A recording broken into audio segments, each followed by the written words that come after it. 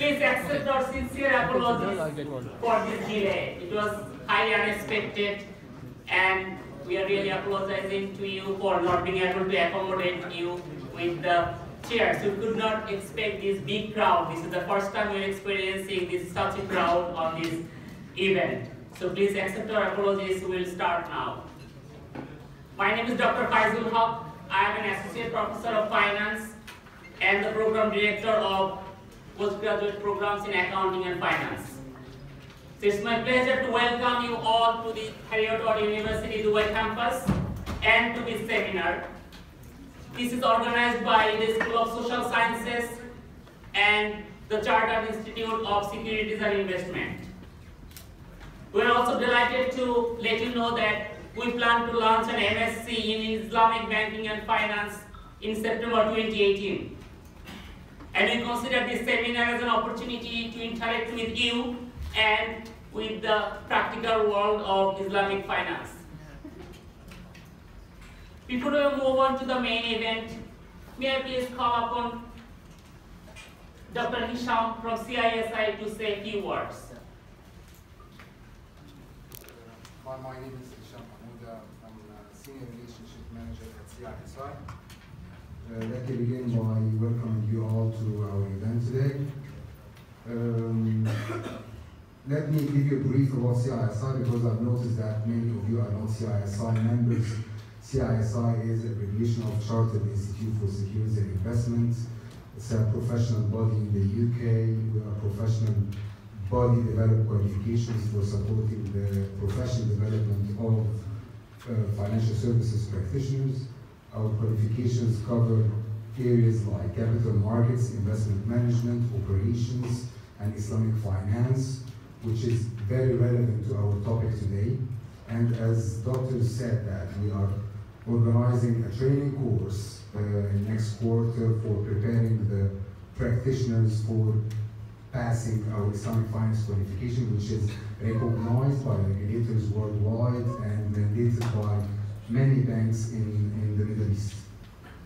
Lastly, let me introduce the founder of OneGram. I believe that you will find his talk very interesting. Welcome you all.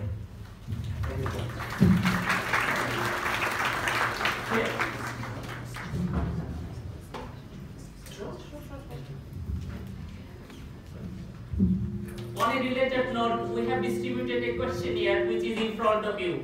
So we really appreciate if you kindly fill in the questionnaire. Just take a few minutes of your time, fill in the questionnaire and keep it on your desk. It will be very much obliged. Now please let me brief you with the outline of the seminar. So after my brief introduction, we will have the keynote speech to be delivered by our distinguished speaker, Mr. Ibrahim Mohammed. This will be followed by the question and answer session, which will be moderated by Dr. Ullas Rao. After that, we will conclude the session. So please let me start with a brief note. Ever since the first cryptocurrency were created in late 2008, more and more individuals and companies discovered the power of blockchain technologies and smart contracts.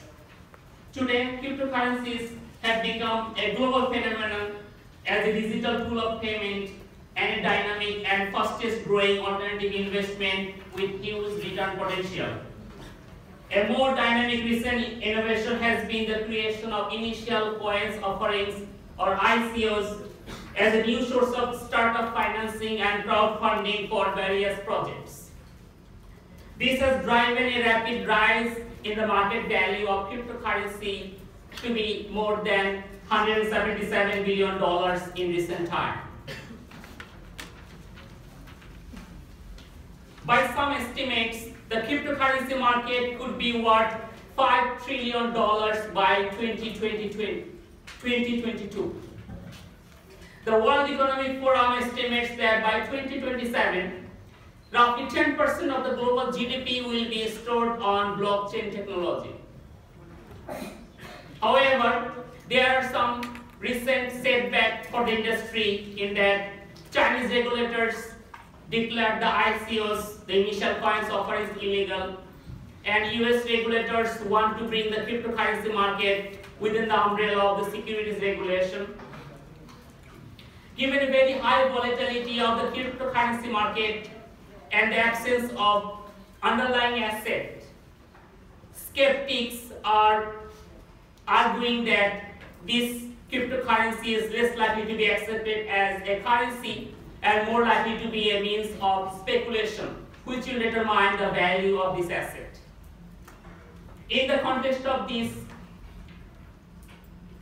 mixed messages, I take the pleasure to introduce our distinguished keynote speaker, Mr. Ibrahim Mohammed, the founder and chief executive of OneGram, to share his unique perspectives on this global phenomenon.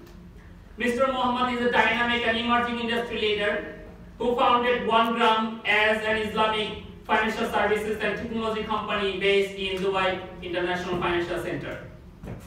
He graduated from the University of Hertfordshire, UK in 2002, and since then he worked as a financial services consultant for several international banks for more than 10 years. Ibrahim then moved from London to Dubai and used his visionary mindset and industry experiences to create something that is making the Islamic world proud. Mr. Mohammed's pioneering initiatives have given us OneGram coin, which is the first Sharia-compliant cryptocurrency to be backed by physical gold. OneGram coin is a seamless combination of the power of blockchain technology and the timeless value of physical gold. This is also a perfect response to the critic who are arguing that the value of cryptocurrency is speculative rather than real. Mr. Mohammed and OneGram appear frequently in global and local media such as the Forbes, Reuters, and national newspaper. So please join me in welcoming our distinguished keynote speaker, Mr. Ibrahim Mohammed.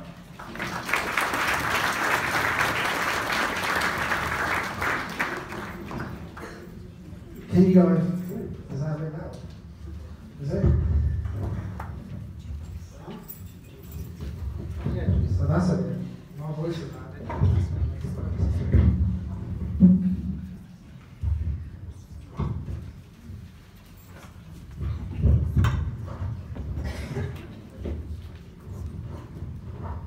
Sorry.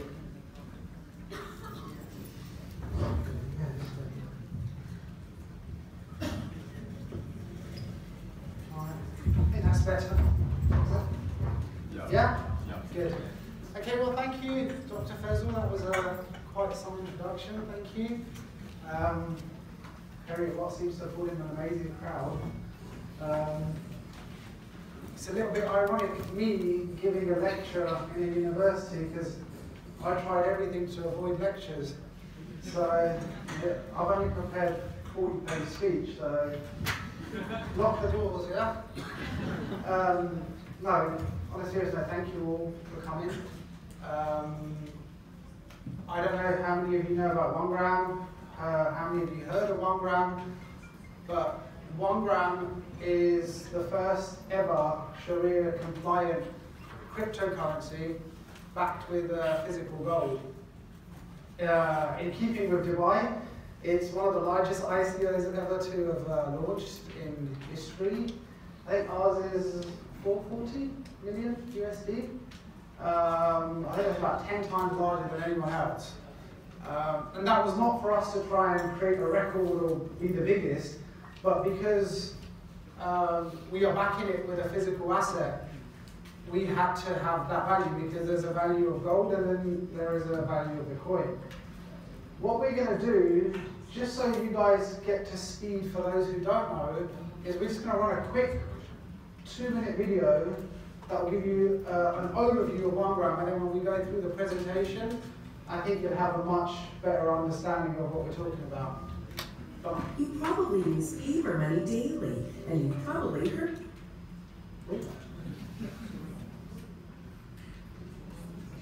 Why is it?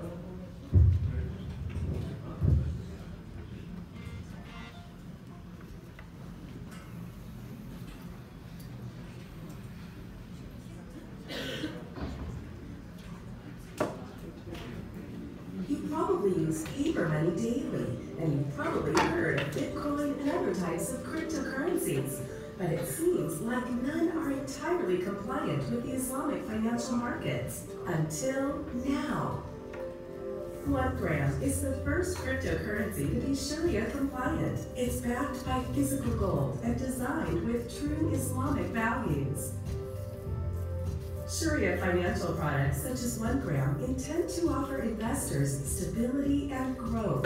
Our gold supply is audited by PwC, and our advisory board is composed of Sharia scholars. OneGram coins are backed by physical gold, meaning the minimum price of any OGC is equivalent to 1 gram of gold.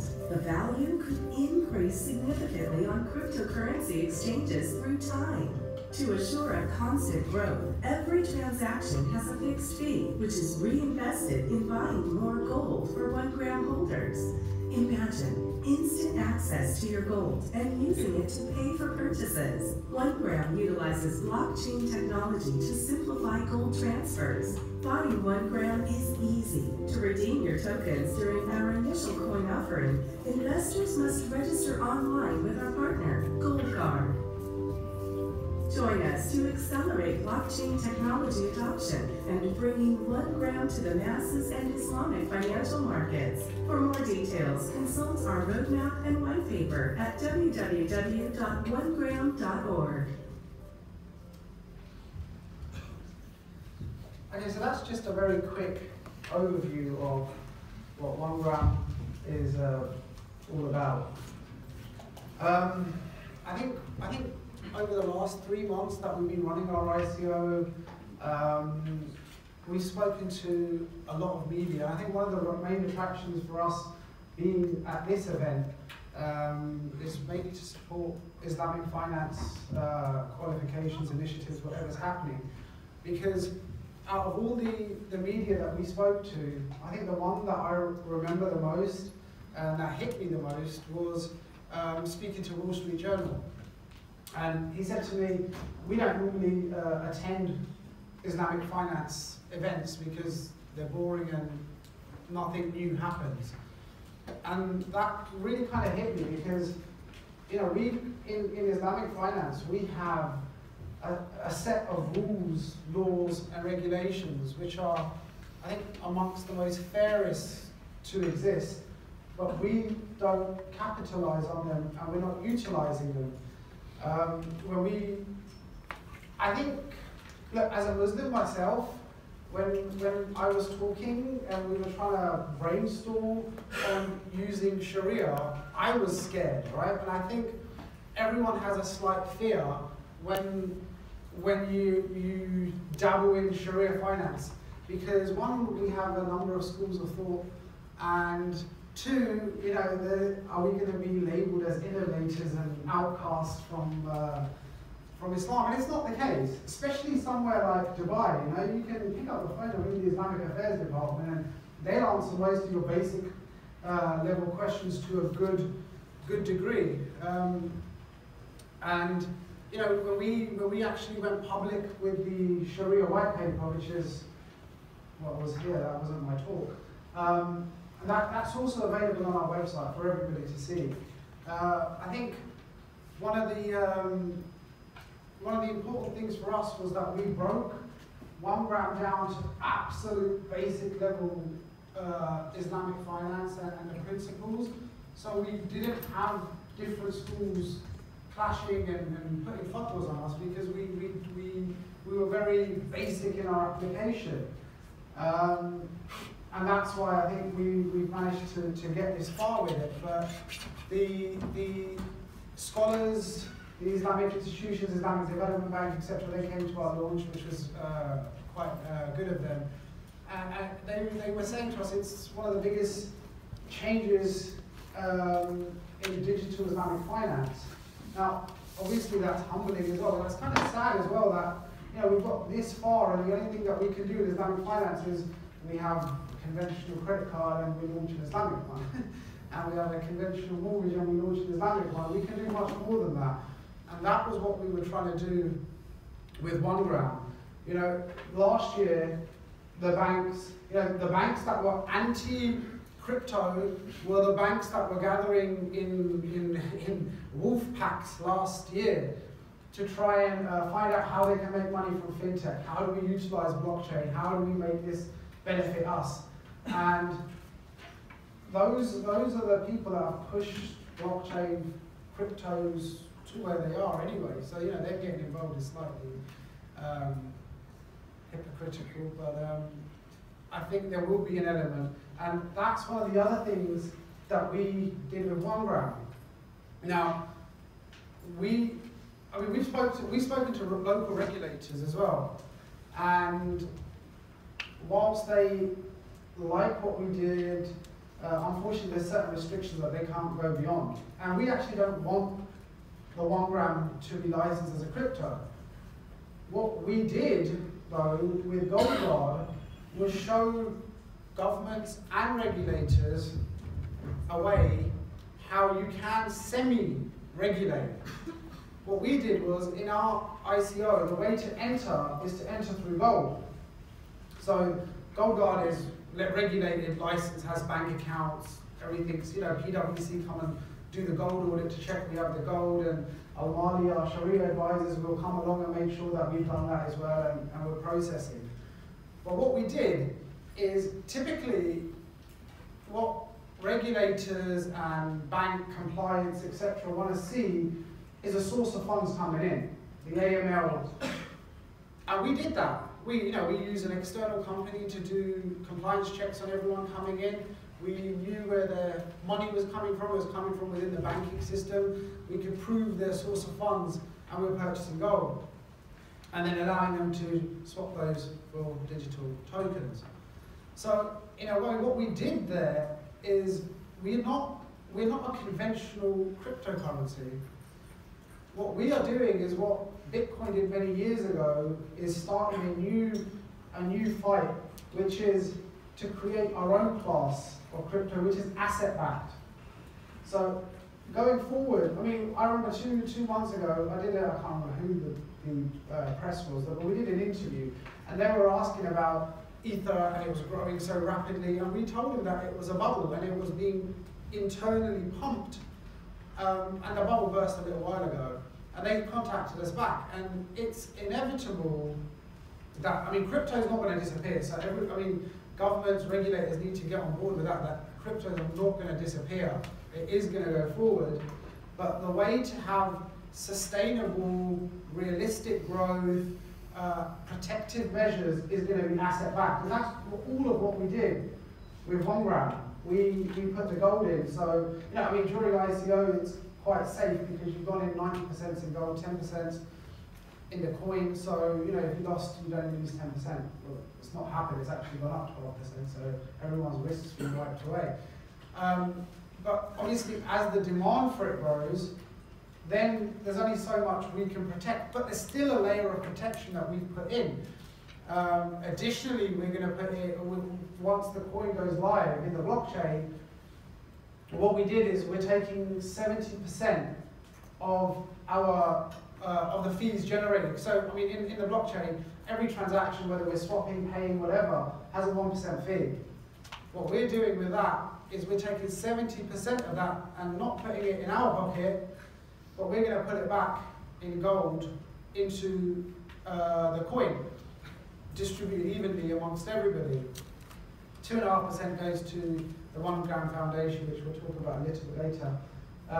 But for us, it's important to, one, have the gold, two, try and increase it. So as and when OneGram is transacting more and more, we're putting more gold in to try and reduce that deficit, because there's a demand premium which we can't control. We can only try and control as much of gold backing there is in there, but demand premium, if I've got a coin and you're willing to pay me 1,000 for it, that's something I can't control. So we're trying to put measures in there, but what we're trying to do is have our own asset class. Donna's looking at me because I've skipped a few bits of this presentation, but this is just the media stuff. I think we can skip this, but we don't have to pitch anymore, Donna, because we closed the ICO. But we did. Look, the reason we had so many, this is just some of the medias, by the way, yeah? The reason we had all of these, and some of them are really decent, like Forbes, Reuters, Arabian Business, zero hedge, it's because we did something different, and it was the Sharia aspect of it. Otherwise, there's hundreds of coins that are launching all the time. There's Donna trying to picture you. Donna, stop it. So yeah, well, I think we will. Look, the other thing that we did with OneGram is we limited the number of coins. So in OneGram we have 12,400,786 coins. Yeah? And that's all there'll ever be. Which, if you want to put it into context, it's half of what Bitcoin has in circulation. I think they've got about 22 million plus. So we actually have half that number, and if you take the use case just of the Muslim population in the world, that's 2 billion. Now, if you look at our users, actually I think, what, 70% are non-Muslims. And I think in the initial days, Donna used to get a lot of emails on the other support guys, and they said, you know, can we have the coin, but we're not Muslims? So we said, no, you can't. I mean, obviously, it's for everybody. I think one of the things that we were trying to explain to people, and we had some harsh critics, some of them, one of them actually did, he was the only one that gave us a bad press. And, you know, the reason we use Sharia in our coin was because of transparency. The biggest criticisms of crypto has been that there's no transparency. We don't know what's happening. You have to be like a hacker freak to be able to buy it. And we wanted to address all of these things where no, you don't have to. You can come through a conventional system and purchase. These are just some of the things that we were trying to address in it. Another question that everyone's asking, always asking, do you actually buy gold? Is there gold? Are you guys running a scam? No, we're not running a scam because we're regulated by PwC. Just so everyone can understand. I mean, to get regulated by an organisation like PwC takes 2-3 months of vetting and scrutiny. I mean, down to they know your pant size, right? That's the kind of level they go into. So no, we don't cheat. We have gold, and the gold is all in Dubai at this stage. What we are going to do for the purposes of transparency is we are in the process of shifting the gold to Singapore. There is a company there called Silver Billion, and we're in talks with them to use their safe house. They have a very amazing vault. And they've also agreed to let us put a CCTV camera. So those that don't trust us can watch the gold all day and night if they want. But the point of that is, and also they do day tours. So you know you can go to Singapore, you can walk around the safe, and you know it could be a good day out. But these are all things that we're having to do to show transparency, and we're not hiding from it. You know, we show where we bought our gold. We worked with AVX. We bought gold from AVX, the Australian allocated bullion exchange from Australia. We bought gold from Emirates Gold. We bought gold from Noor Bank. Physical, all physical, and it's all there. So whoever wants to see it, I think the CCTV is going to be a good thing for many people. Again, this is just explaining, you know, some of the thinking behind it. You know, behind OneGram was to try and make a price a stable coin, not something that's volatile. You know, and this is important because a lot of cryptos miss this. Conversion to fiat. It's all good, you know, buying BTC, buying Ether, buying Dash, Litecoin, all these coins, but what about when you want your money? How do you get that? These guys, those cryptos don't have bank accounts. They can't operate. How do you get out? You know, that's just swapping. It's very difficult to exit. And we made sure that buying OneGram was easy, but then also exiting from OneGram is easy. And that's something that's going to happen very soon. We're actually going to have our own exchange. We're trying to talk to regulators again. We said that we don't want OneGram, but give us an exchange. So we're in talks with that. If not here, it will be outside, maybe in Singapore, but the exchange will happen very soon. So even for our OneGram guys, you have your own exchange to be able to trade from, and not just OneGram. We're not going to be a monopoly. We'll allow probably the top 10 coins to operate from there. Look, you know, we're talking about volatility, and this is from January of this year, right? Now, that was the price of Bitcoin in January, 988. Yeah? Who knows the price of Bitcoin today?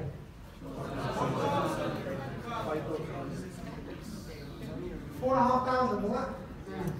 So 4,326. Hey, there you go. Well done. So there we go. That's from January, right? So now, that's a jump and a half. And that actually was higher. It was about 4.9, I think, before. It's dropped a little bit with the Chinese regulation. 4980 it was the maximum. The highest it went, yeah. So it's, I mean, look, let's just put it into context, right? So if you had bought Bitcoin at the 4,980 and we're at the 4,326, you would have lost in a space of 3 to 4 days, potentially $600 per coin. Now, if you bought a substantial amount, that's a lot to lose. This is what I mean. The price volatility is too much, and that's why crypto, to evolve and be long-term and sustainable, has to go into an asset-backed, and that's what we're trying to do. We're trying to push an asset class of its own. I mean, look, we can talk about gold all we want, but everyone knows gold. It's one of the oldest forms of payment. It's been around forever in terms of being used as a payment tool, stored value. When governments are in trouble, if the economy is in trouble, they go to gold. It's always the case. So gold speaks for itself. I don't need to go down that. I mean, the other thing was that, you know, a lot of people do, especially in the Middle East, Asia, invest a lot into gold. And before, how would you buy? You know, you're either buying ETFs, which are probably leverage 1 to 10, 1 to 100, 1 to 1,000. It was not possible. And the main way that most people would buy gold was through jewelry. Not anymore. Again, this is just going back over what we've done, but you know, in terms of regulation and clarity, we wanted to make sure that everything was as transparent as possible, particularly that we're a Sharia compliant coin. So it's important for us to have that openness. I don't know about that, Donna. Where OGC is going, who knows? Let's not speculate. Technology, I mean, I'm not the tech guy, by the way, so I'm not going to answer too many questions on the blockchain. That's down to our developers, but what I do know is our transaction times, our security, our transaction definitely, it's about, I think, 100 times faster than Bitcoin. The security is based on Bitcoin Fork, so that's open source, so that means that all the latest enhancements we will have within OneGram, but that's too technical for me, I don't. This was an important part of us getting regulation, Sharia, because as I said earlier, 70% of our fees go into the reinvestment of gold, but 2.5% are going into the OneGram Foundation, which is for charitable causes across the globe. So that will continue and that will remain. We've talked about gold. Oh, this is something else that's not one of the things that we're going to do though is we're going to issue MasterCard-backed debit cards. So that's another exit point for OneGram holders, which will be, I think, available around February of next year. So that's another exit point out.